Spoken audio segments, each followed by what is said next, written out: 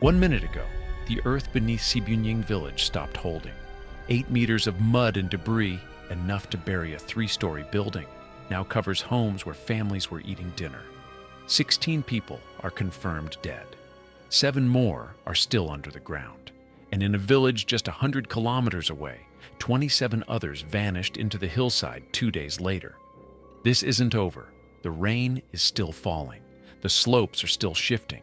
And across central Java, entire communities are waiting to see if their ground will hold, or if they'll be next. It began at 8 p.m. local time on November 13, 2025, in central Java, Indonesia. Heavy rain had been falling for hours across the Cibunying subdistrict when the slope above Cibunying village gave way. Witnesses reported hearing a sound like thunder, deep, grinding, unstoppable. But it wasn't coming from the sky. It was coming from the mountain.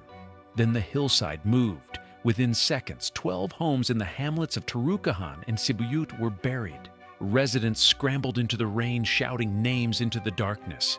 Some never answered. Mothers ran toward collapsed houses. Fathers dug with their bare hands. Children stood frozen, watching their neighbors disappear beneath the mud. By morning, rescue teams arrived with excavators and sniffer dogs.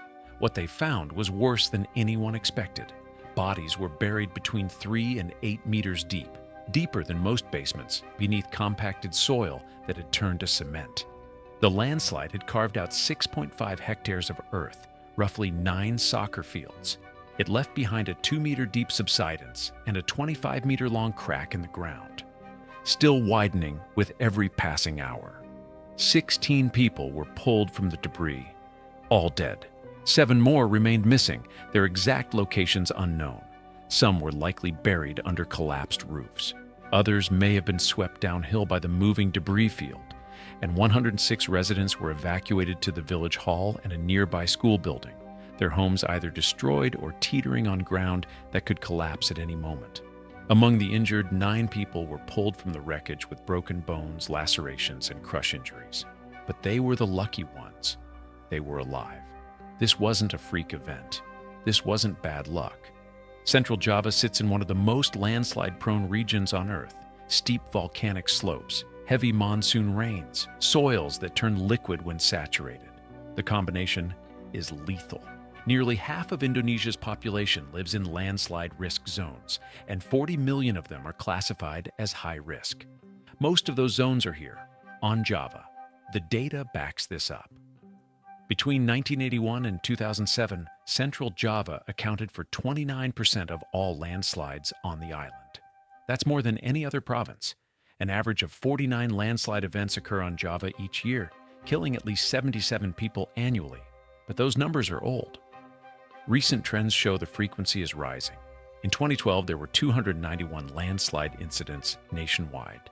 By 2014, that number climbed to 376. And in 2025, the disasters are coming faster and hitting harder. Landslides now account for the highest disaster death toll in Indonesia. More than earthquakes, more than tsunamis, more than volcanic eruptions. Because landslides are invisible until they're not. They don't announce themselves. They don't give warnings. They just move. But Cibunying was only the beginning, because 400 kilometers to the east, another storm was building. Landslides don't announce themselves. They build slowly, invisibly, as water seeps into soil and volcanic rock. Central Java's terrain is especially vulnerable. Its slopes are carved from deeply weathered residual soil and breccia bedrock, both of which lose cohesion rapidly when soaked. The angle matters too. Most landslides here occur on slopes between 27 and 36 degrees, steep enough to destabilize, gentle enough to be populated. That's the danger zone, and most of Central Java's villages sit directly in it. When rain falls, it doesn't just sit on the surface. It infiltrates, it saturates, it fills the microscopic spaces between soil particles, pushing them apart, breaking the bonds that hold the hillside together. And when the soil can no longer hold its own weight, when the friction between particles drops below a critical threshold, the entire hillside liquefies. That's what happened in Cibunying. Hours of rainfall pushed the slope past its breaking point, and once it started moving, Nothing could stop it. Indonesia entered its peak rainy season in November 2025. The Asian monsoon had intensified, driven by atmospheric instability and sea surface temperatures up to 3 degrees Celsius above normal. A negative Indian Ocean dipole phase was funneling even more moisture into the region. The result? Over 316 millimeters of rain expected across central Java in November alone. More than 20 rainy days in a single month. That's nearly two-thirds of the month submerged in storms. Meteorologists at BMKG, Indonesia's weather agency, had been tracking the pattern for weeks. They knew the risks.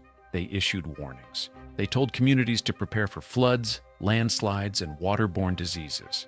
Statistically, November and January are the most susceptible months for landslides in this region. The data was clear. The question was never if a landslide would occur.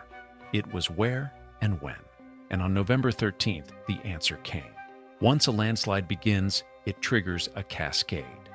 The initial collapse destabilizes adjacent slopes. Cracks form in the surrounding terrain. Water flows into the fractures, accelerating the breakdown of soil cohesion. The ground shifts again and again. In Cibunying, that's exactly what happened. A 25-meter crack opened after the first slide, signaling that more of the hillside was on the verge of collapse. Rescue teams had to work fast, knowing the terrain beneath them could give way at any moment. But there's another factor that makes central Java uniquely dangerous: deforestation. Over the past several decades, subsistence farming has pushed communities higher into the hills. Trees that once anchored the hillsides with deep root systems have been cleared to make way for potato farms, rice paddies, and cassava fields. Without those roots, the soil has nothing to hold it in place. When the rains come, the ground simply washes away. Geologists call this land degradation from farming activities. It's been identified as the most dominant factor in landslides across Java. And it's only getting worse. Population pressure means more clearing, more farming, more instability. The cycle is accelerating. And then, 2 days later, it happened again.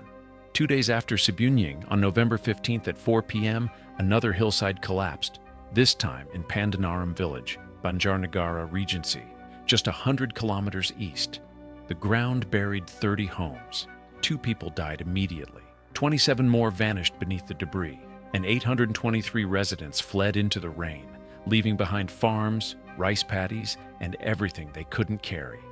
Banjarnegara wasn't surprised, it was terrified, because this had happened before, and the memories were still fresh. In December 2014, a landslide in Banjarnegara killed more than 70 people. Entire families were erased in minutes. Grandparents, parents, children, all buried together under a wave of mud and volcanic rock. The disaster became a national trauma, a reminder that Central Java's volcanic slopes are as dangerous as they are fertile. The soil that grows crops also turns lethal when it rains. And the warning signs were ignored. After 2014, there were calls for relocation. There were promises of better monitoring. There were plans for reforestation and slope stabilization. But the people stayed, not because they were reckless, because they had nowhere else to go. The land in the valleys was already occupied. The cities were too expensive, and the hillsides, for all their danger, were home. So they planted potatoes. They terraced rice paddies. They built homes on slopes that geologists warned should never be settled. And when the rains came in November 2025, the hillside gave way. Just like it did in 2014, the people who live here know the risks. They talk about it. They prepare for it. But knowing the danger doesn't mean they can escape it. When the ground moves, there's no time to run, no time to dig, no time to scream.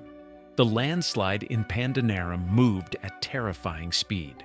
Witnesses described a wall of mud, trees, and boulders sweeping through the village like a wave. Houses were crushed, farms were buried, and 27 people simply vanished.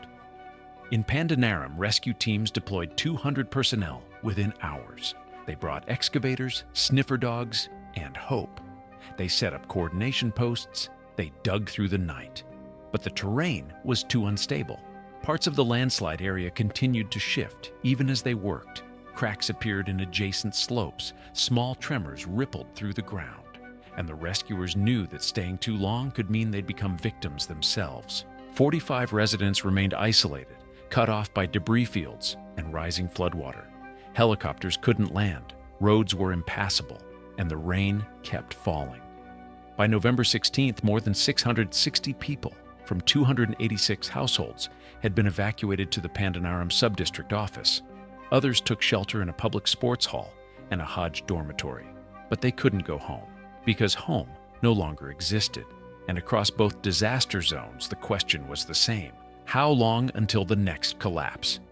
By November 17th, the combined death toll reached 18. 34 people remained missing, some buried under 8 meters of debris, others swallowed by secondary collapses that rescuers hadn't even mapped yet.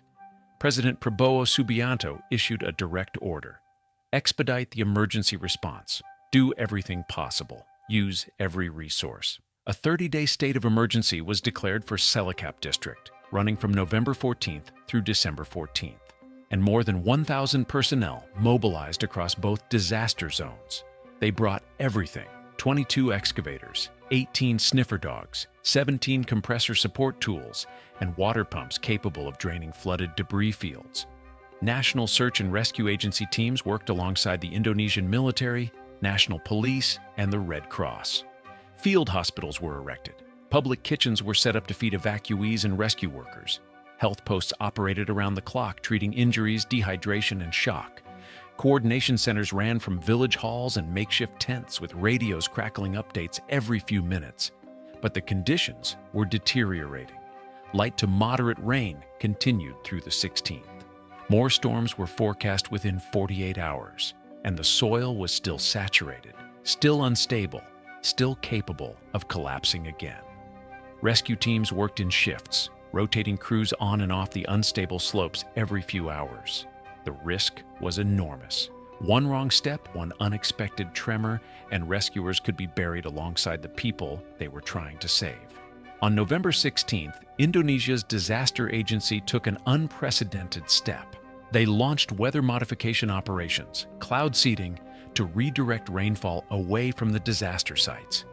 Aircraft departed from Hussein Sastranegara Airport in Bandung, West Java, carrying 3,000 kilograms of seeding material across 3 flight sorties.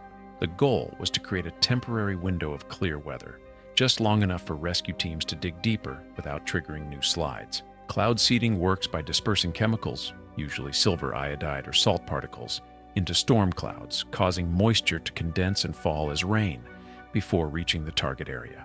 In theory, it redirects precipitation. In practice, it's unpredictable. Weather systems don't always cooperate, and in this case, the monsoon was too powerful. The flight succeeded in reducing rainfall intensity for a few hours, but by late afternoon on the 17th, clouds were rolling back in. The window was closing. At 4 p.m. on November 17th, search operations in Cibunying were suspended. Not because they were finished, because staying meant more deaths. The crack in the ground was still expanding. The hillside was still shifting. Small rockfalls were occurring every few hours. And meteorologists warned that another rainstorm was imminent, potentially heavier than the one that triggered the initial collapse. 7 people remained buried in Cibunying, 27 in Banjarnegara, and the teams had to pull back. Families begged them to keep digging. Some relatives refused to leave the site, standing vigil in the rain, staring at the debris field where their loved ones were buried. But the rescue commanders had no choice.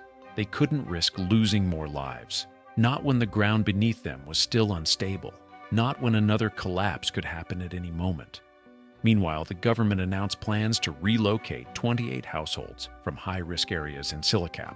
Nearly 300 families could be moved to safer ground, eventually. But the process would take months. Temporary housing had to be constructed, land had to be surveyed, compensation agreements had to be negotiated, and in the meantime, the families would remain in evacuation shelters, sleeping on thin mats, eating from communal kitchens, waiting for a home they might never see again. Because the rainy season has only just begun, and the worst may still be ahead. The monsoon season runs through February 2026. That's 3 more months of storms, 3 more months of saturated slopes, 3 more months of waiting for the next collapse. And the forecast isn't improving. Peak rainfall for Central Java is expected in December and January, historically the deadliest months for landslides in this region. Climate change is intensifying the pattern. Monsoons are lasting longer, dumping more rain in shorter periods, and destabilizing terrain faster than communities can adapt. Java is home to 127 active volcanoes. Its soils are fertile because they're volcanic, rich in nutrients, perfect for agriculture. But volcanic soils liquefy when wet. They lose cohesion faster than other soil types, and when they're combined with steep slopes, deforestation, and extreme rainfall, they become death traps. Nearly half of Indonesia's population lives on this island, many of them in high-risk zones carved into steep hillsides. The average is 49 landslides per year on Java alone, with at least 77 fatalities annually. But those numbers are rising. In 2012, there were 291 landslide incidents nationwide. By 2014, that number climbed to 376. And now, in 2025, after back-to-back disasters in Pekalongan in January, Cibunying in November, and Banjarnegara just 2 days later, the trend is undeniable. The disasters are coming faster, the death tolls are climbing higher, and the safe zones are shrinking. Geologists at Universitas Gadjah Mada have been sounding the alarm for years. They point to deforestation, road construction, and population pressure as accelerants. They point to subsistence farming on slopes that should never be farmed. They point to the fact that Indonesia has more people living in landslide risk zones than almost any country on Earth, and most of them have nowhere else to go. A 2007 study tracking landslides across Java from 1981 to 2007 found that central Java accounted for the highest proportion of landslide events on the island. The study noted that most landslides occurred on slopes composed of breccia bedrock and claystone, precisely the geological conditions found in Cilacap and Banjarnegara. The researchers concluded that without significant intervention, reforestation, better land management, and relocation of high-risk communities, the frequency and severity of landslides would only increase. They were right. Every prediction has come true, and now, with climate change altering rainfall patterns, the timelines are compressing. What used to happen once every few years is now happening multiple times per season. What used to affect isolated villages is now threatening entire districts. The crack in Cibunying is still there. It's wider now than it was on November 13th. Satellite imagery shows the hillside continues to shift millimeters at a time.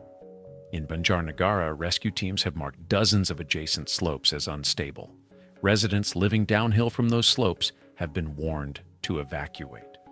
Some have, some haven't, because leaving means abandoning their land, their livestock, their only source of income. And where would go? 34 people are still under the ground. 7 in Cibunying, 27 in Banjarnegara. Their families hold vigils, they light candles, they pray, but they know the truth. After this many days, after this much rain, survival is impossible. The search is no longer a rescue operation, it's a recovery mission. And even that may not be possible, because the ground is too unstable, the rain keeps coming, and the hillsides are still moving. The rescuers will return when the rain stops. They'll dig again, they'll search again, but the soil beneath them will still be saturated. The slopes will still be steep, and the next storm will still be coming. Because on Java, the storms always come back. Stay safe, stay informed, and keep your eyes on the earth.